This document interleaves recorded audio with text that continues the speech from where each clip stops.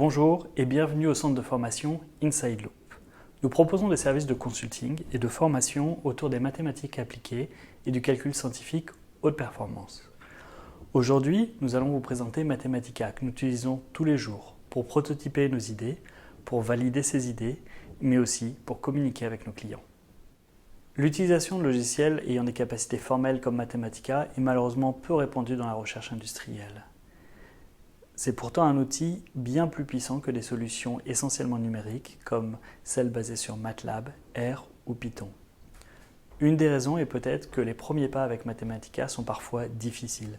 C'est un logiciel de calcul fonctionnel, ce qui est parfois assez différent de ce que vous avez appris. C'est pourquoi, avec Inside Loop, nous vous proposons de vous accompagner sur vos premiers pas avec Mathematica. Bien que fascinant à bien des égards, Mathematica reste un outil. Un outil qui doit se faire oublier lors de vos journées. Vous devez passer le plus de votre temps pour résoudre vos problèmes et non apprendre à manipuler un outil. Pour cette raison, dans cette introduction à Mathematica, nous allons nous choisir un but. Le but, ici, est d'expliquer pourquoi la gamme occidentale de musique possède 12 notes. Autrement dit, pourquoi un piano ou une guitare possède 12 notes. On doit cette décomposition de la gamme à l'organiste Andreas Werkmeister et au compositeur Jean-Sébastien Bach. Nous allons donc, dans cette introduction, approcher un nombre par des rationnels, puis nous allons ensuite écouter la différence entre ce nombre et ses approximations. Commençons par ouvrir Mathematica, ici dans sa version 10.1 sous macOS X. Cependant, à part quelques légères différences de présentation, le fonctionnement est exactement le même que vous soyez sous Windows ou Linux. Au premier lancement, Mathematica vous propose de constituer sa documentation, d'aller voir en ligne pour obtenir de l'aide, ou tout simplement créer un nouveau document qu'on appelle aussi Notebook. C'est ce que nous allons commencer par faire. Nous allons donner un titre à ce document, puis le sauver. Pour donner un titre à ce document, il suffit d'aller dans le menu Format, regarder dans Style, puis cliquer sur Title. Mathematica nous propose le raccourci clavier POM1 sous macOS X.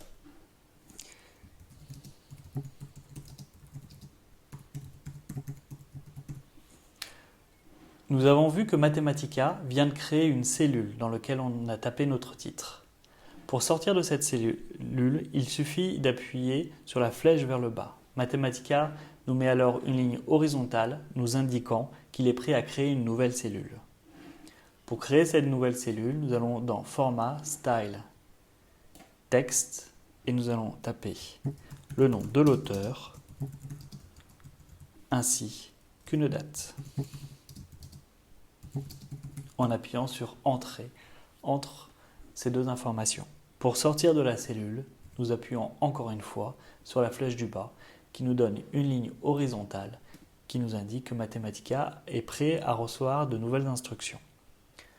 Afin d'être à l'aise, je vous conseille de changer, si vous le souhaitez, la taille des caractères. Ici, on a un affichage de 100%, mais on peut très bien avoir un affichage légèrement plus gros. Nous allons enfin sauver notre notebook. Pour cela, vous allez dans le fichier, dans le menu File, puis cliquez sur Save. Ici, nous allons taper clavier bien tempéré et nous allons sauver cela sur notre desktop. Par défaut, macOS X cache les extensions, mais il faut savoir que l'extension de Mathematica est le .nb. Avant de continuer, nous allons revenir à notre problème de division de l'octave en intervalles chromatiques égaux. Contrairement au violon, le piano et la guitare ne peuvent jouer qu'un nombre fini de notes. De plus, ces notes sont fixées à la construction de l'instrument. C'est la raison pour laquelle les constructeurs d'instruments ont toujours cherché à construire des échelles musicales. Ces échelles musicales doivent répondre à plusieurs critères. Le premier est de pouvoir transposer la musique. Une voix de basse ou une voix de soprano ne jouent pas les mêmes fréquences. Pourtant, elles doivent pouvoir jouer la même mélodie. C'est la raison pour laquelle les fréquences des notes de notre échelle doivent être en progression géométrique. Ensuite, les notes doivent être harmonieuses entre elles. C'est le cas de deux notes dont l'une a la fréquence double de l'autre. On dit que la note de fréquence plus élevée est la même note une octave plus haut. Mais c'est aussi le cas si la seconde note a une fréquence qui est 3/2 fois la fréquence de la première note. On parle alors de quinte juste. Nous allons voir comment se traduisent mathématiquement ces idées. On trace l'échelle des fréquences, ainsi que la première note de fréquence F0, puis la même note une octave plus haut à une fréquence de F0. Entre ces deux fréquences, nous aurons placé notre échelle de notes, espacée régulièrement. On est donc sur une échelle logarithmique, avec les fréquences alpha F0, alpha carré F0, alpha cube F0, etc. jusqu'à alpha puissance n F0. On en déduit donc que alpha puissance n F0 est égal à 2F0. Donc alpha puissance n est égal à 2, donc alpha égale à 2 puissance 1 sur n. Mais on a souhaité aussi que la quinte de fréquence 2F0 soit aussi présente dans notre échelle. Donc il existe un cas tel que alpha puissance k F0 égale 3/2 de F0. On écrit cela.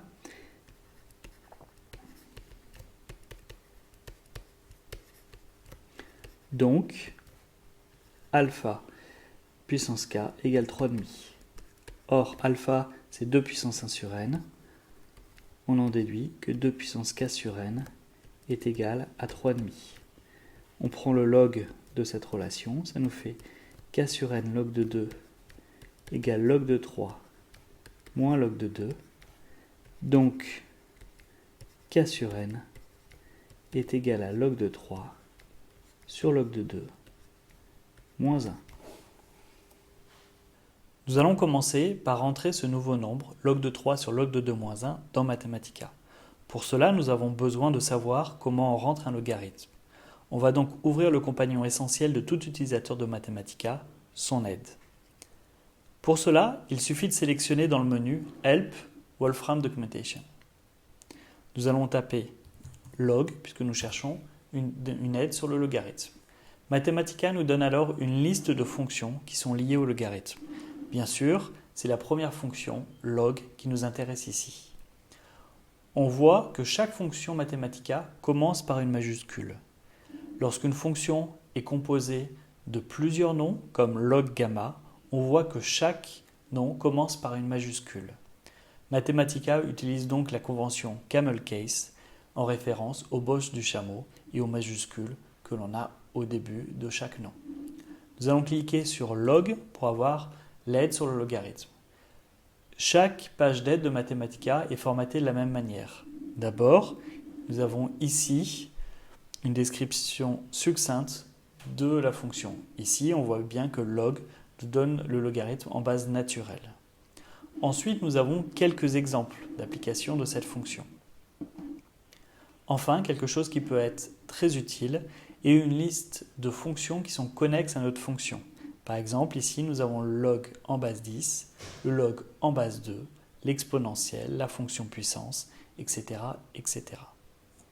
Revenons à notre notebook. Mathematica doit présenter une ligne horizontale signifiant qu'il est prêt à accepter de nouvelles commandes. Si ce n'est pas le cas, appuyez sur la flèche du bas jusqu'à ce qu'une ligne horizontale apparaisse. Nous allons taper notre première commande Mathematica qui associe au symbole R le nombre log de 3 sur log de 2 moins 1.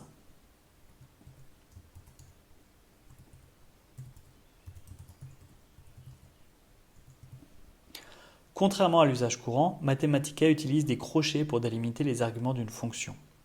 Pour valider votre commande, tout en laissant enfoncer la touche Shift, appuyez sur la touche de retour à la ligne. Vous pouvez aussi simplement utiliser la touche Entrée de votre clavier numérique. On remarque que Mathematica est un logiciel de calcul formel. En effet, il n'affiche pas une valeur approchée de R, mais bien sa valeur exacte. Il travaille donc avec des expressions bien plus souvent qu'il ne travaille avec des nombres flottants. Pour obtenir une valeur numérique, nous utilisons la fonction n. Puis nous appuyons sur Shift Entrée pour valider notre commande. Mathematica calcule alors une valeur approchée de R à l'aide de nombres flottants machines, des doubles pour les utilisateurs de C++ ou de C, ou des floats pour les utilisateurs de Python, c'est-à-dire des nombres flottants codés sur 64 bits. Ces nombres possèdent une précision relative de l'ordre de 16 chiffres significatifs. Par défaut, Mathematica n'en affiche que 6, mais il est possible de changer ce comportement dans les préférences. Cependant, en mémoire, Mathematica travaille bien avec les mêmes nombres flottants que les autres logiciels. Un des nombreux avantages de Mathematica est qu'il peut calculer avec une précision arbitraire. Si vous souhaitez connaître R avec une précision de 20 chiffres, rien de plus simple. Nous allons encore utiliser la commande n. Pour cela, on va taper sur n, placer la souris au-dessus de n et on va cliquer sur le point d'information qui nous emmène directement dans l'aide de la fonction n. Dans l'aide succincte de n, on voit que n a deux formes, soit n d'une expression qui nous donne une valeur approchée avec des nombres flottants machines, mais il y a une deuxième forme où on met un deuxième argument qui est la précision à laquelle on souhaite l'évaluation. On retourne donc à notre notebook et nous allons taper n de R,20, Shift Entrée, et on obtient bien une valeur approchée de R avec 20 chiffres significatifs. On souhaite trouver un nombre rationnel proche de R. Pour cela, on va chercher dans l'aide une commande appropriée. Nous allons donc dans Help, Wolfram Documentations, et nous allons taper Rationals. On trouve rapidement la commande Rationalize.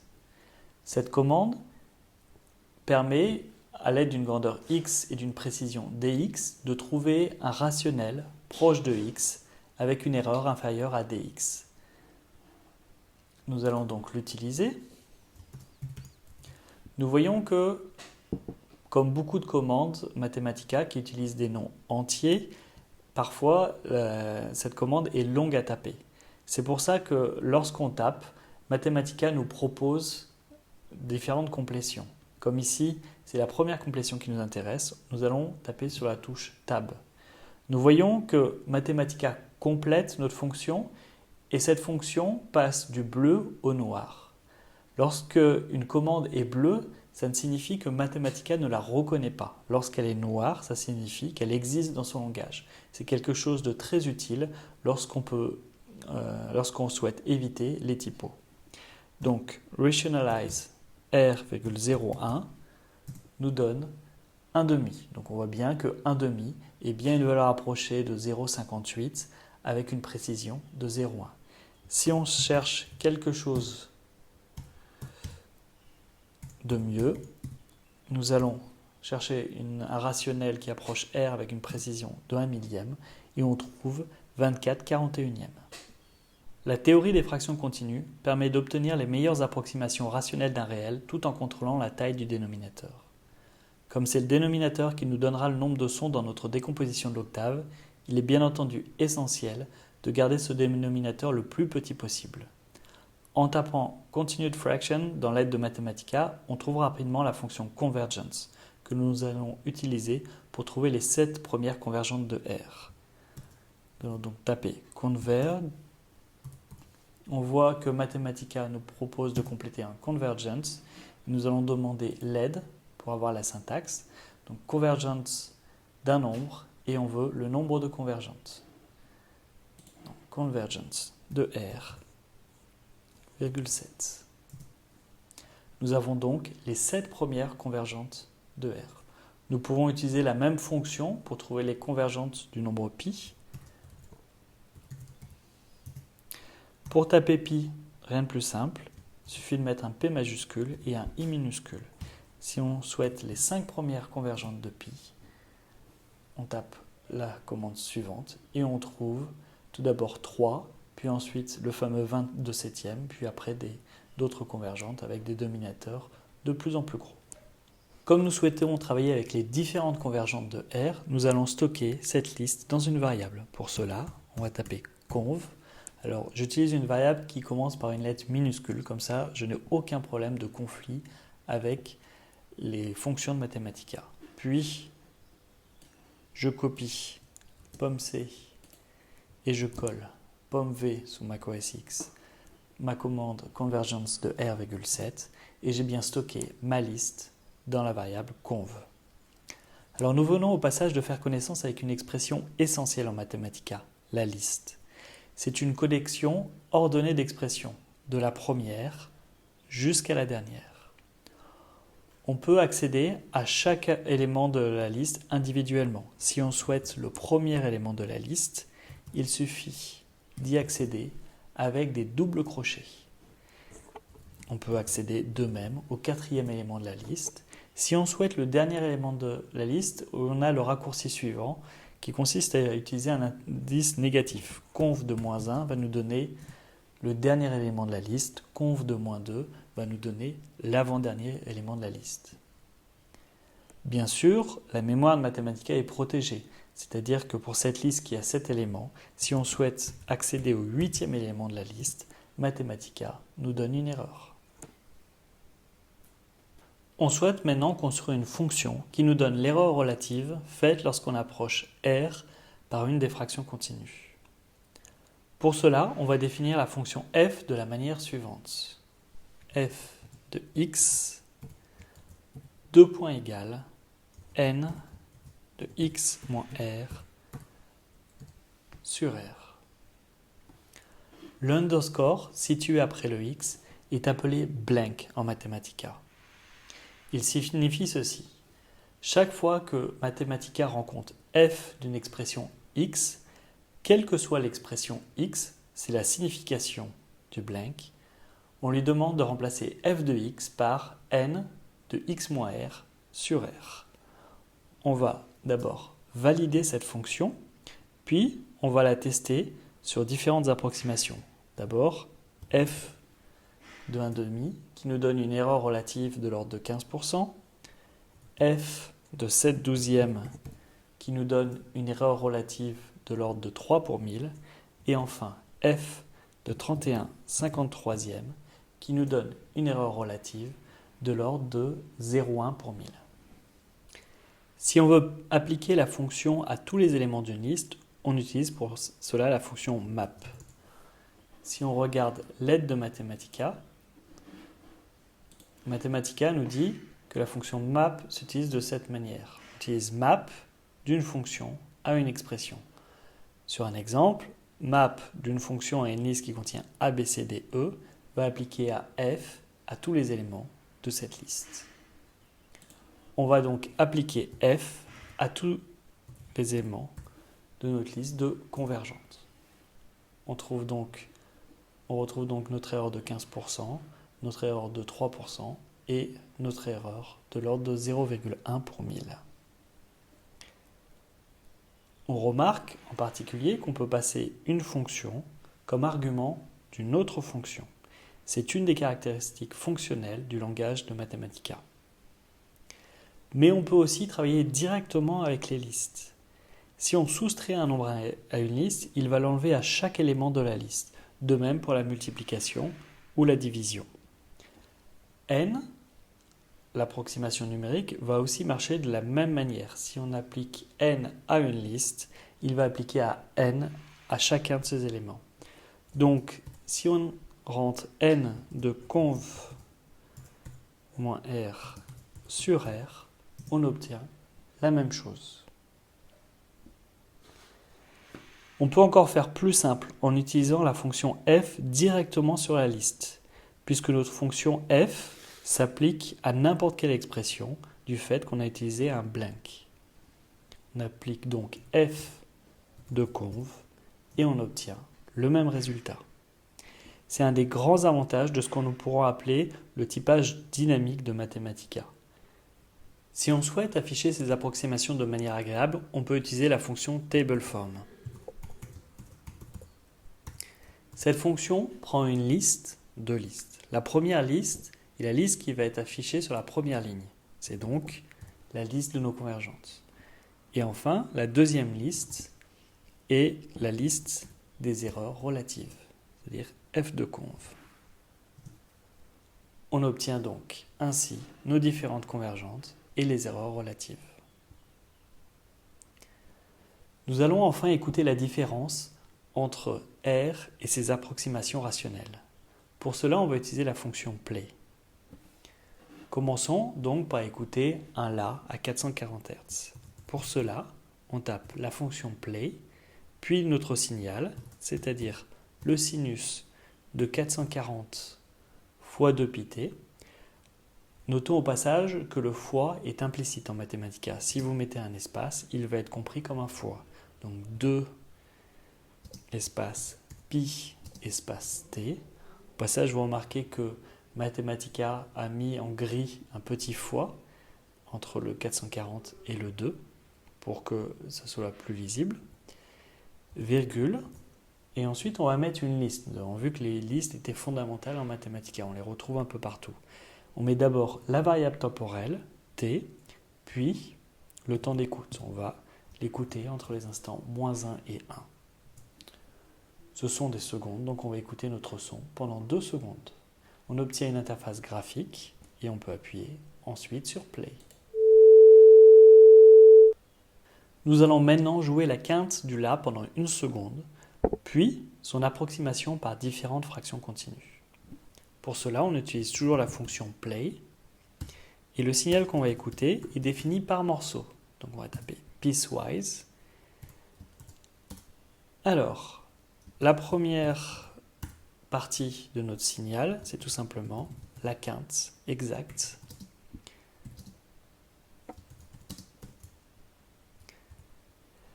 Et donc ça, c'est pour T négatif. Puis, la deuxième partie du signal, où on utilise notre approximation de R par des convergentes. Donc 2 puissance conv de 4, on va commencer avec la quatrième convergente, 440 de pi t. Et tout ça, c'est pour T positif.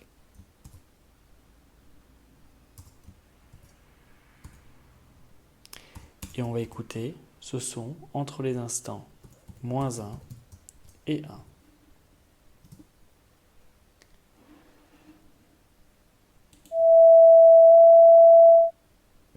Alors, on vient d'écouter l'approximation de R par la quatrième convergente, c'est-à-dire 3/5. Et on entend une légère différence. Maintenant, on va écouter la différence entre R et sa cinquième convergente, c'est-à-dire 7/12. Et là, on remarque qu'il n'y a plus aucune différence. En tout cas, aucune différence qui est facilement perceptible à l'oreille. C'est la raison pour laquelle cette décomposition d'une octave en 12 sons a été choisie par Bach pour son utilisation dans le clavier bien tempéré. Avant de vous laisser, je vous laisse répondre à la question suivante. L'exponentielle du nombre pi racine de 163 est-il un entier ou non? Cette question a été posée par Martin Gärtner au lecteur d'American Scientific le 1er avril 1975. Juste après sa question, où il affirmait que c'était un entier, il disait que Ramanujan l'avait prouvé dans un de ses articles en 1914. Je vous laisse juger par vous-même en utilisant Mathematica. Vous pouvez utiliser la fonction AccountingForm qui permet d'afficher un nombre non pas sous forme scientifique, mais sous forme classique, forme décimale. J'espère que cette courte introduction à Mathematica vous a été agréable. Si vous souhaitez apprendre plus en profondeur Mathematica, vous pouvez contacter Inside Loop à l'adresse suivante et nous pouvons venir dans vos locaux pour une journée ou plus de formation.